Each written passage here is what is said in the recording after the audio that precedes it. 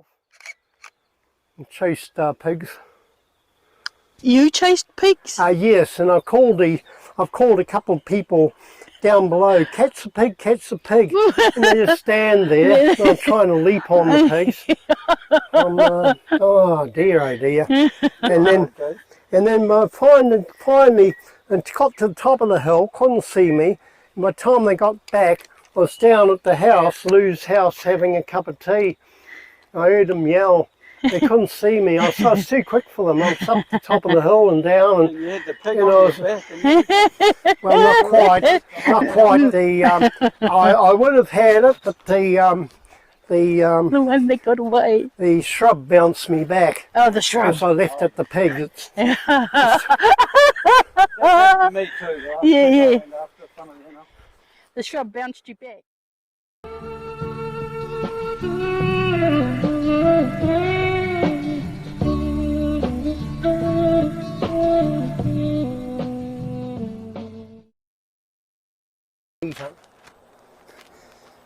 Then he gives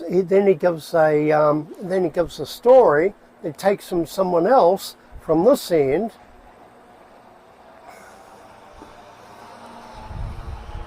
and he takes this pa here in his history and story and puts it up that end of the lake. So the name of the pa? Perry Fletcher. Perry Fletcher. The point, did you say? What Grace has got, he's located the battle and the fighting that took place along this beach here. He places all that up at Rangatira Point. Just complete opposite end of the lake. But like the Tutetawha Hill, where Tutetawha, the Sandfly Hill, he's got plies to here. And where it's embarrassing for Whareroa, he relocates what's 22k or something here or there. Now he's got the Maori account word for word accurate, but he doesn't acknowledge the sources. And that account also locates it in this place under this name at the foot of these hills on this headland here.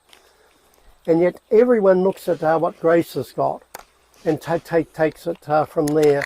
Now the mix-up there is that when I said Ngāti Rokawa people were killed, that was an incident that happened, and I'll take and show you at the other end of the lake, that took place near Rangatira Point. So Perry, when you said Ngāti Rokawa people got killed, this was Ngāti Rokawa, this part?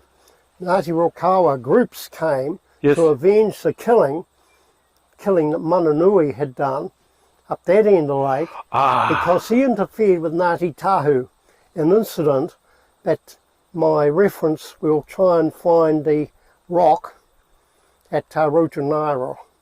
And that connects up a whole thing that started off, battles and wars and everything else. Wow. And also connects the island, so when we go down the island, we can pick up our part of the pieces there. But so we got the name of the leaders, we got the name of the incidents and that, and the oratory connecting this and the lament for this. Grace goes word for word accurately in book, bilingual, translated, but he's taken it from a source, 1910 source, in his book, he's put in his book, and without any acknowledgement. It was only the person that gave that oratory was called Kukupu, and Grace, without any here or there, and the whole history, background, context, Grace deletes or omits from his book, and not satisfied with that, he'll locate what happened here at the far end of the lake. And this is what throws history, tribes, movements, and the whole lot out. The people that were overrun here, it was again, you know, we were at that river, the river edge, and I gave about the trickery. They got someone out to come out with a canoe and get the war party over. Parekawa. And that was same thing happened. A person in the war party, the Rokawa, for the avenging to Ngāti Mary, the person there, he was connected with Parekawa. So when they were armed to the teeth at the end there, fortified, that we'll go to, he then called them out. Oh, I'm Ngāti Parekawa, you're Parekawa, come out, come out. And when the people came out onto the beach, they all gathered out to welcome him, peace and love. And remember, it wasn't their fight or anything, it was a fight with Mary and down in Waihi, and with Heria, and those down there. When they came out, they were ensnared. They were ensnared. And they're all taken in the canoes over to Motuteri. From here to Motuteri. And what happened to them at Motuteri? They were killed. They were killed, wiped out. There was hardly one survivor from Ngāti Parekawa, from the pa here. Wow. There was one, we got the name and that. And so this is when I said, what has Motuteri got to do with this side? And so the people were taken here and almost decimated as a hapu, wiped out. And they were taken in ropes, they were bound, taken in ropes. And it was like in the snares of the great famed duck catcher. And just nearby, his fame in that, we now put our minds into the great traps and that were set at Motuapa Lagoon. Wasn't snaring one or two ducks, he did big time. And so it goes back to his name, his time, and his history. And so it was likened, the people that were caught, surrounded, snared here, roped and taken away, to the great snaring and the capturing of the ducks in the great numbers that as we see the set up there at Motuapa.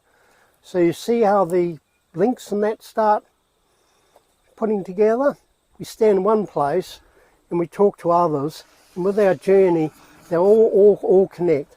So timelines, ancestors, tribal groups, and others are there. I'm not relying too much on my memory these days. They're overrun by the people coming here, where they came from Hauraki, and I've got the names of who were led and that, but the Mary, Tifuretawa, but I've got the name of the man who was famed for the snaring of the wild ducks. What was his name? Ro, R-A-U. Ro? R-A-U. Ro. Maroro. M-A-R-O-R-O. M-A-R-O-R-O. Maroro. Ro Maroro. And so he was the one who had great fame with his capturing of the great ducks. So it was. So we try and look for physical objects. Today we seem to have lost Waihi, the cripple, at Waitapu. The name of that place was a spiral. And but what we got as a legacy as part of the oratory, that in part is retained in records, even though modern people see nothing of it, even to destroy it and walk away and ignore that some happened under their watch. Well, we'll go for a walk. The last Kokowai marks I know from this end of the lake, we've got them at Motuapa, just up in there. Let's find them. No, we can't find them. Let's not find them. Because we don't know if we had last time there was just a great thickets of blackberry. Can you tell me the name of the people that were here were Ngāti? Parekawa.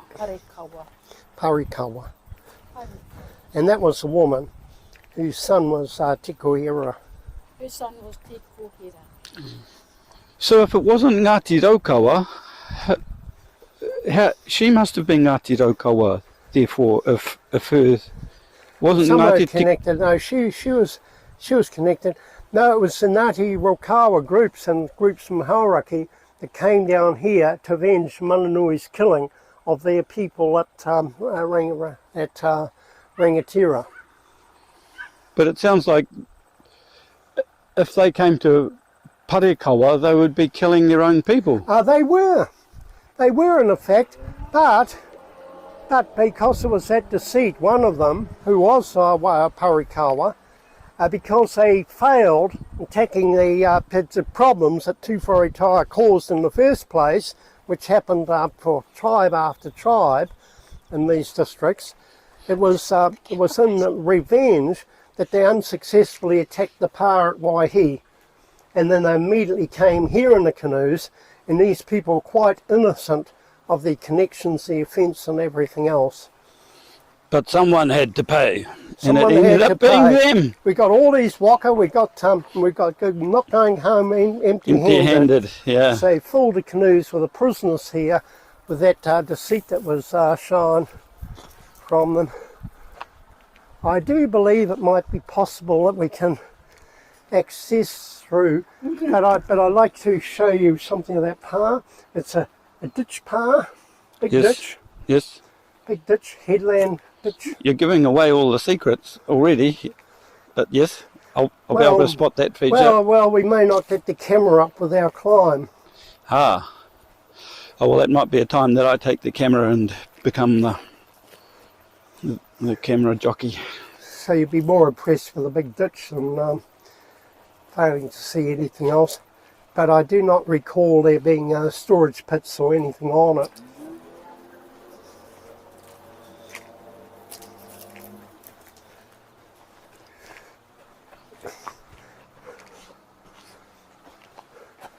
I did a report for all this reserve.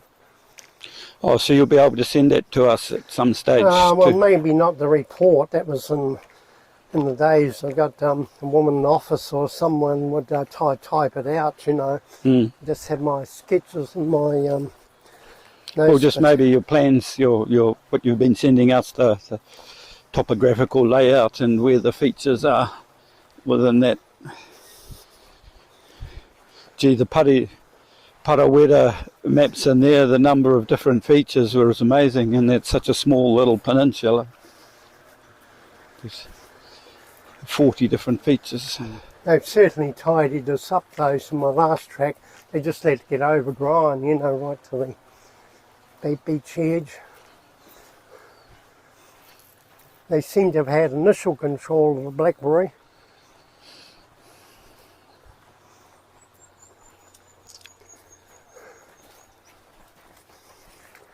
How long has it been since you've visited this place? I think Lou Wilson had died. He was the one that did the subdivision, got all the Maori names on the streets. Yes. And native planting far and wide on the open areas. I worked with Lou Wilson. That was the time when Doc took the Reserves Ranger, Doc Reserves Ranger, having a meeting the next day because they wanted a couple of acres excluded in here. The Maori people for the subdivision was sensitive to them, and that's when no Doc Ranger that had ever been touched put on this reserve. So I took them the day before, just so that they'd sound clever and important at the meeting, that they were about a reserve that they hadn't ever been to. Well, that looks like a pass to something. Just that there's a fence in there. Now this is where the famed Pane, P-I-N-A, P-A-N-I, Pani. This is where the famed Pani was recovered. What's Pani? She was a Kumra goddess, Kumra. So when you say recovered, was this an artifact, a stone? A stone artifact, and it was subject of I helped work with a person in Auckland University, and and they did whole papers on it and similar ones. Oh. They're found in the Arawa districts and others, and some people, boaties or someone, recovered it from here, and pick it up and walk away, and end up in the Whareroa Museum. But it's still been attributed to being found here Oh, at found Parekawa here. Reserve. Found here. Mm. And when I went back with the people, or the person doing the research, we personally came and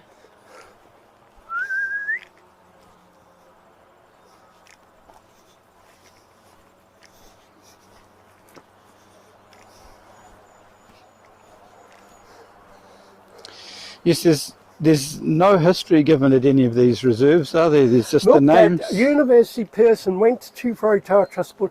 Oh, you realise you got this, realise you got that, after I showed them. Never contacted me again. TeWhare, then we went with a Tumu, cross the lake. We went with him, and none of the Maori, their history ended Kuratau. Suddenly, they're suddenly all careful about the information I'd given passed to them, then it was blank past there. So it's a nonsense. Who knows who's retained? I've visited the locals, people, Maori people running farms and that in the area, and I've knocked on doors and spoken to many of them, including the subdivider, and if I pass something on. But often people, especially from universities, they want to rush these tribal trust boards and pass all the information over. It's a one-way thing, and either nothing gets done, or it's used or misused and abused in the wrong way, to not ever wanting to come and visit these places themselves personally, but they just get kudos on their claims. The cultivations here, I made you aware of the extensive type of cultivations over at Whaitaima. Well, take those and put them here. So there's stone fields all through here? They're fields, but not quite having these same stones, but similar layouts and that. They're quite extensive. Maori, nothing of any of this recorded, or that place. Oh, but the Grace says they're up that end. So why not their tribe? They like to say, oh yes, they're part of TeWhare, Hapu TeWhare. That's because through their things they've had them basically wiped out in the past. And that was my mention to Mananui about going to Motuapa and dealing with the people there after they didn't get anywhere anywhere at Tutakamoana.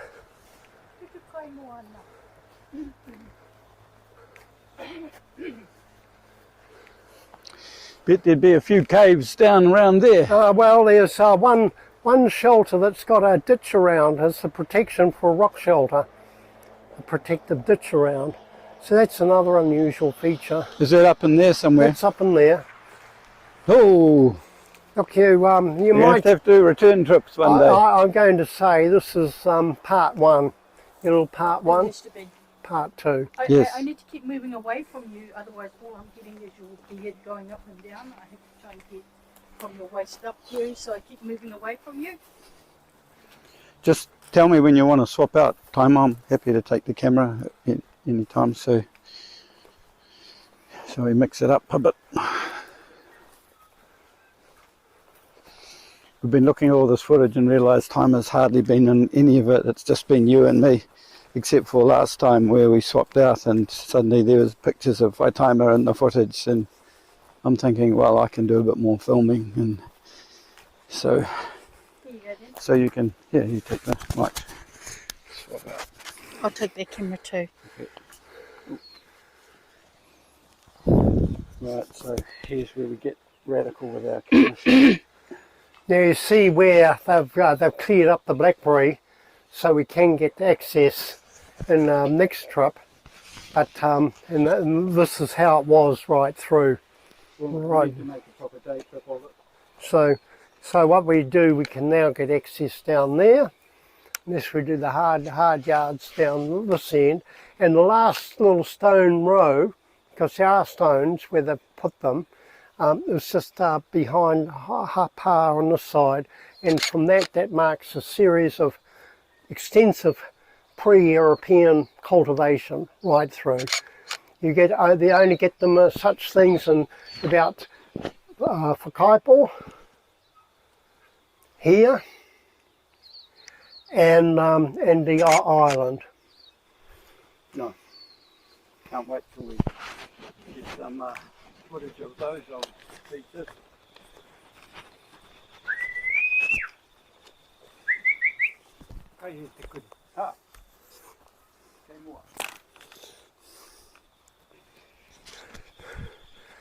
I never had the time with the report I did to do any detailed thing of the cultivations.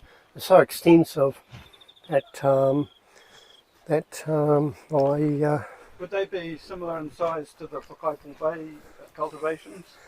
yes, probably not as long, but no, extensive maybe width-wise, could have more.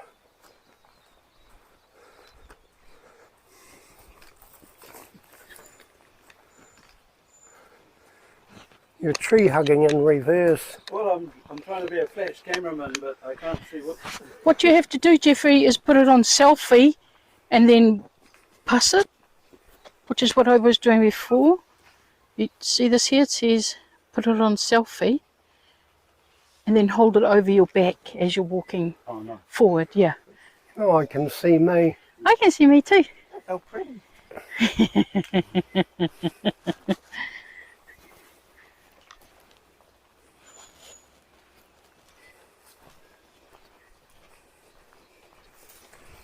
Normally when the lake's low, I've had to walk the beach Yes. because, as I say, the wall of blackberry. So these tracks are new-ish? These are new.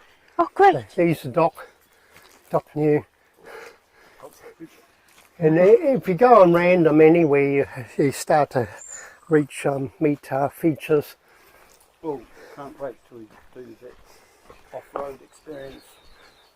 So I know at least there's two ends that we can, in places. That my last trip it wasn't practical. You had to go right to the Pa and then come back again, and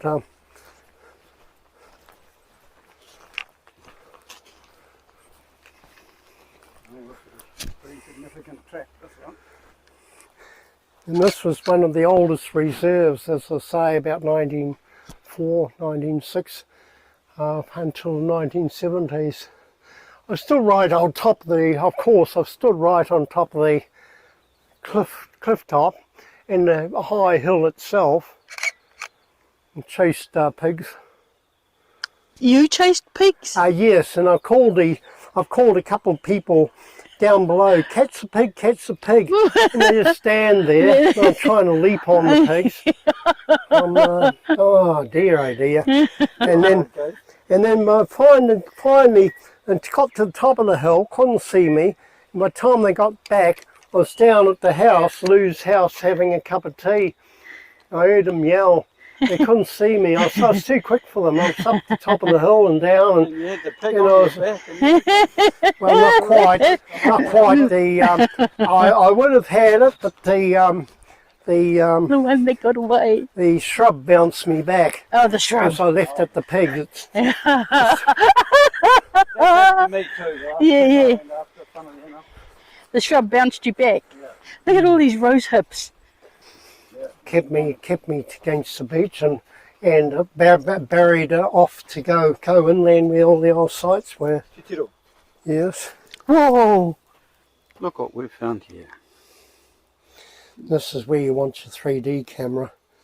But that looks definitely old, doesn't it? I'd say so. Just. And we can see a pattern or a shape here. Yes, there is definitely markings around here. Because roots and that can make indentations, but not a hollow like this. No. So see the centre. I'll take it. Yeah, this is definitely feels. Look, it's a tonga tukuiho. Can you hold it up one more time, Perry, and I'll just go. Want me to turn it around? Yes, please. Yeah, look, it's even got a little lip around here. It's got a where it's been indented. Woohoo! It's a bit reminiscent of the pumice containers I was taking to the museum. Yes. Mhm. That's been all cut and scraped out. That hasn't been cut. Yes. And we're straight on our old cultivation level. See where dogs walking through? Mm. Why don't I just put it because we've got a marker here. If it's going anything like this going to be retrieved.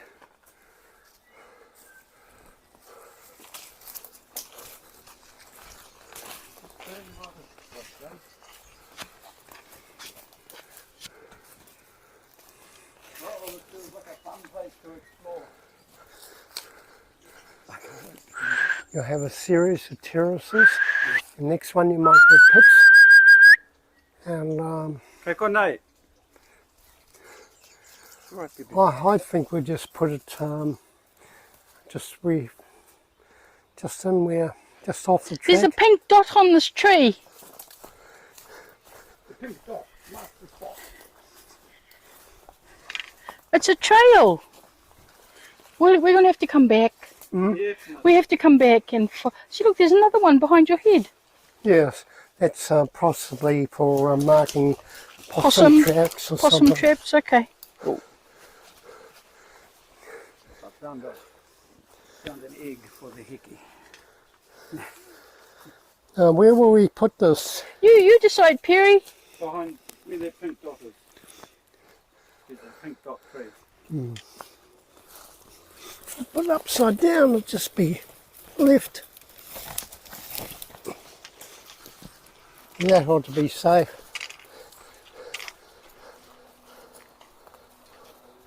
Yes, and so if that was given to the TeWhare Museum? No, it went right out, Taupo.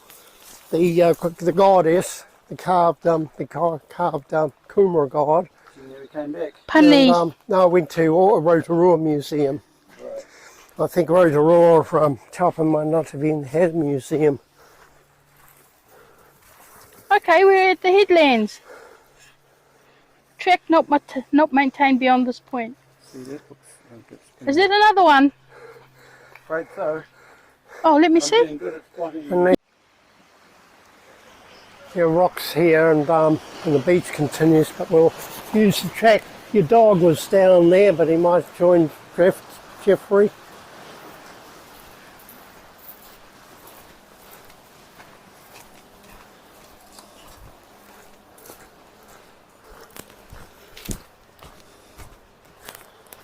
Are you there, Free?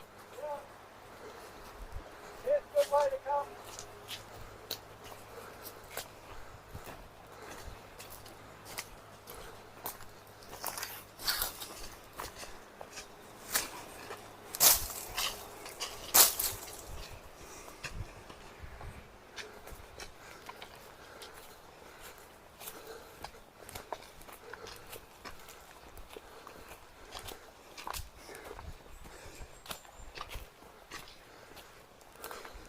Look, it's getting dark. I think we should be heading back.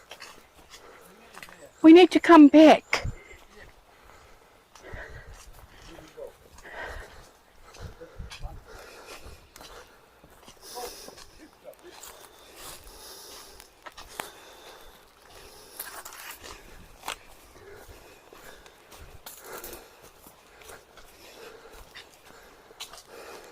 We'll go as far as the fortification. So we're on our way to a ditch, aren't we? There's a... Here you go, Jeffrey. Take it and put it on.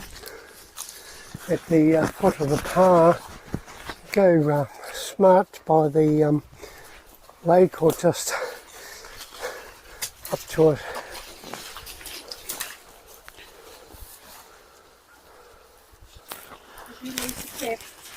I just heard something clip off and this hasn't got the cap on it. Did it have the cap on it? Yes, it did. So easy for it to come off. I might have to turn the camera off.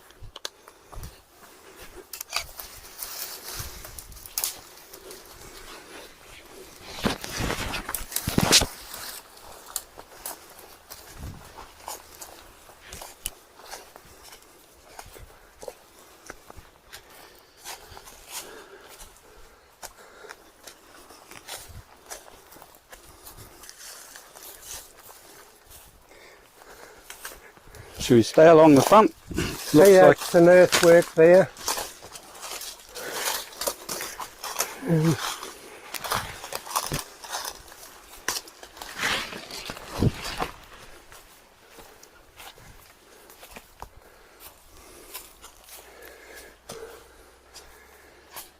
So you're starting to find features like this suddenly join the earthwork, going up.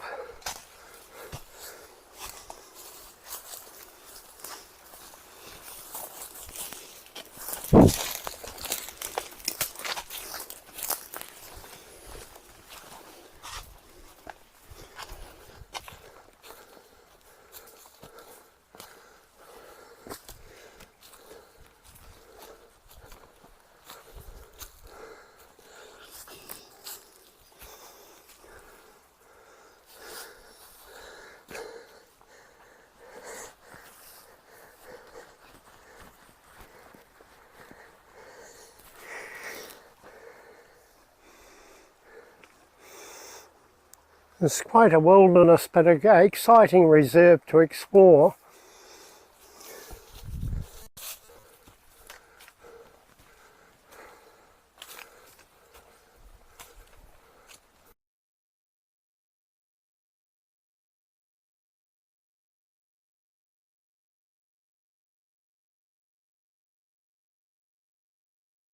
So unfortunately, Parekawa, immense mana here, Rangahape and beyond, up around the lake, connecting with Rangatira and Kawakawa Bay. Look at it, because we're in the shade. And with the mana and the control and the people and the population to hold it. And then it was just again by trickery by a relative who was for the other side.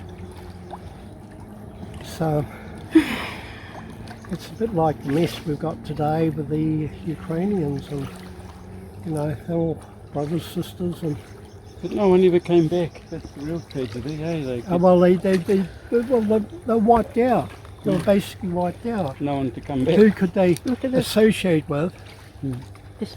So they connected themselves with through Ngāti Tikohira, but they never regained that great. Just like the story with Ngāti Tahu, and we'll another visit. I'll say how they, like Parekawa, and they're very close, had huge control of the areas of the region, and why they're even to this day few in numbers. It's like Kaitahu. Although we've recovered just because we intermarried so much. I think you've had, just for the time we've had, gone a long way round to do a loop to connect almost where we left off. Yeah. I believe I'm straight onto some of the garden features. But they work these extensively, I have to say, right from where we are to where we went in.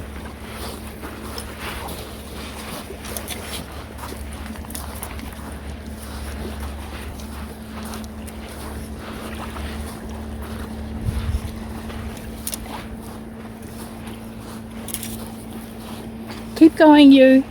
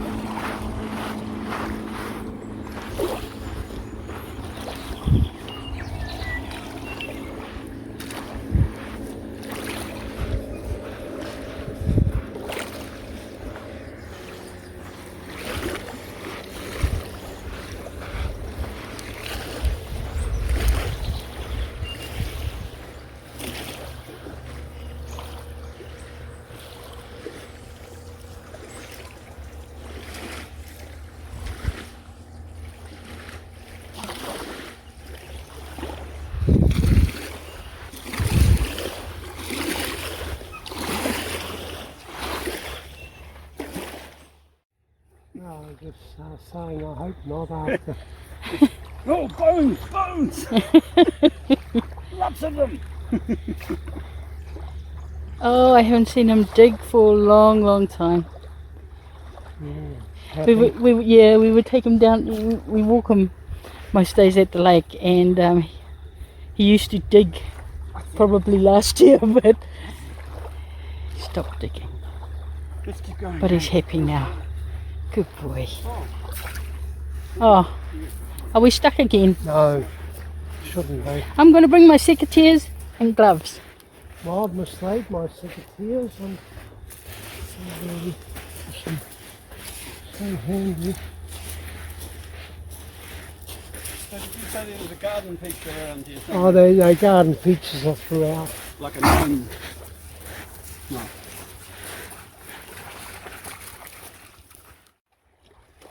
This is a little bit like when we were on the boat and all those amazing cliffs that we saw.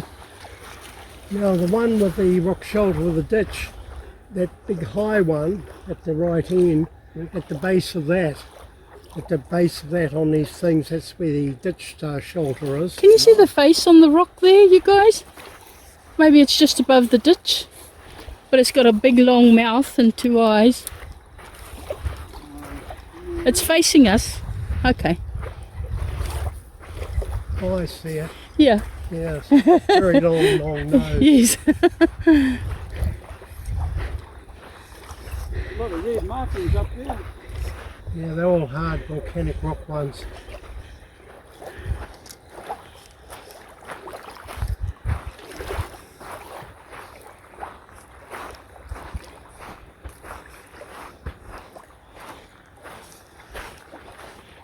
So from a certain point, does it stop being a dock reserve, or has this all become a dock reserve? Well, dockers are saying they've inherited things without lifting a finger. This was originally wasn't a government or anything. It was a Whareroa Reserve back about 1906, and it was the last big one, 600 acres or something.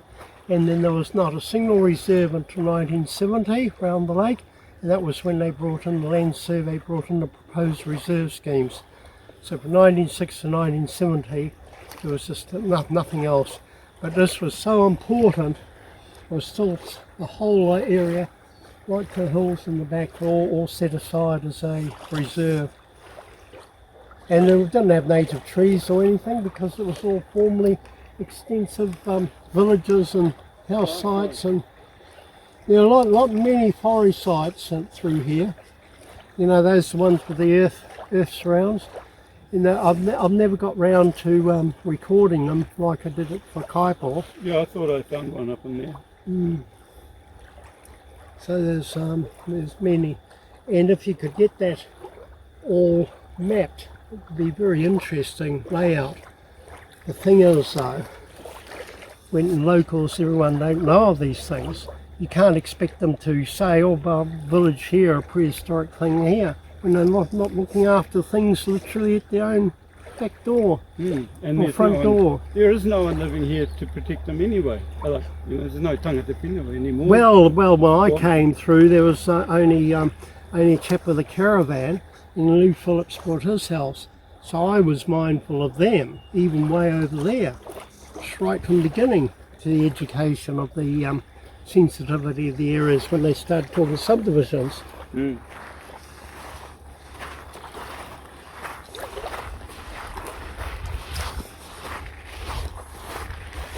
I just seem to have lived in a time where people couldn't care less or indifferent, or even if they had a responsibility as trustees or something, it was, they just weren't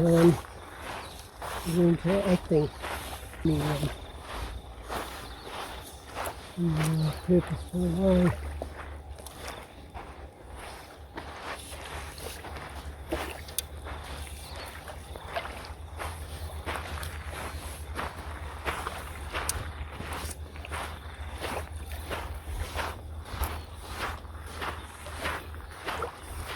Well, I know with this it's more accessible now that we can get off.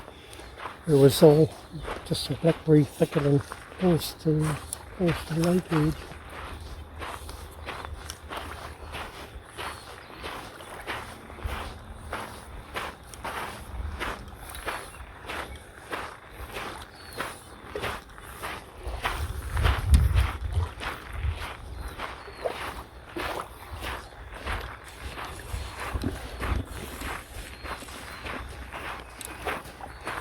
Parekawa was like Ngāti Tahu, when they still claim much land, and they say, oh, well, what can you do with it? Few people.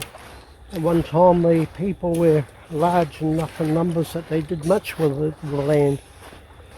They did seasonal things from lake to ranges.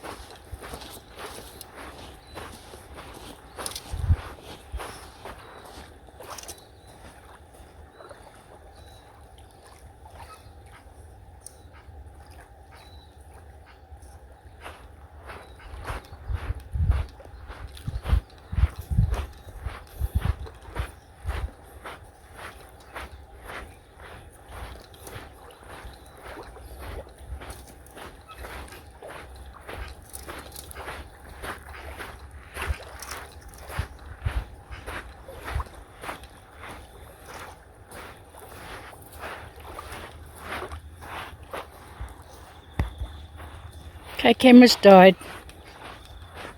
The camera's died. Standing. That is not yours. It's for our mokopuna, mokopuna, mokopuna. And that is my issue today. Over at Matahina, I'm going in all those places. That's on this other line. And I've been really fortunate there. Thank you. We feel the same, that we're fortunate that Perry is wanting to share some of his knowledge with us. We've made over 30 trips now with him to different sites of cultural significance, and we've been working our way around the lake. Basically, we got to Kurako today, and Whaitaima has actually emailed Beryl before to say that we were doing some work with Perry, and she was just wanting to let everyone know around the lake. Aye. And the thing is that, it's magic. I've never ever forgotten where the sites are.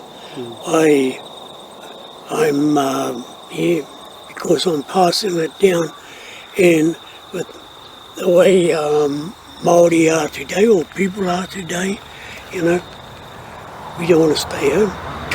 The young ones go hiding. And then write it, if it's there, got his name, everything by him. So if it turns, he's to blame. I'm going to spend a few days on Whareroa. Oh, okay. And the trustees, old Eru, now he's gone. And things for years, so picking up on that these several days. Ngāti Rokawa at the moment have got me